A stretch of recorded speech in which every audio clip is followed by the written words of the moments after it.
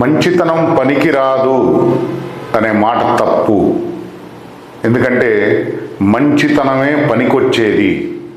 ఎవరు మెచ్చినా మెచ్చకపోయినా భగవంతుడు మెచ్చేది మంచితనాన్ని. కాబట్టి మన శ్రేయస్సు గురించి, మన సంస్కారాలను కాపాడుకోవడం గురించి, మన భవిష్యత్తును జాగ్రత్తగా బాగుగా చూసుకోవలసినటువంటి బాధ్యత మన మీద ఉంది. కాబట్టి మనం రాసే పరీక్షకు పరీక్షాధికారి కానీ, లేకపోతే పరీక్షకు ఫలితాన్ని ఇచ్చేవాడు కానీ, జీవుల యొక్క కర్మలను నోట్ చేసుకునేవాడు, ఆ కర్మ ఫలితాన్ని ఇచ్చేవాడు భగవంతుడే కదా, ఇంకెవరో కాదు కదా.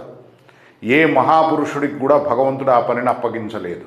స్వయంగా ఆయనే సాక్షి రూపంలో సమస్తం చూస్తూ ఉంటాడు. హృదయంలో ఉండి ఆ కర్మల యొక్క ఫలితాన్ని కూడా ఆయనే ఇస్తాడు.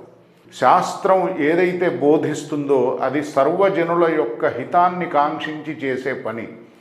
సర్వే జనా సుఖినో భవంతు, లోకా సమస్తా సుఖినో భవంతు.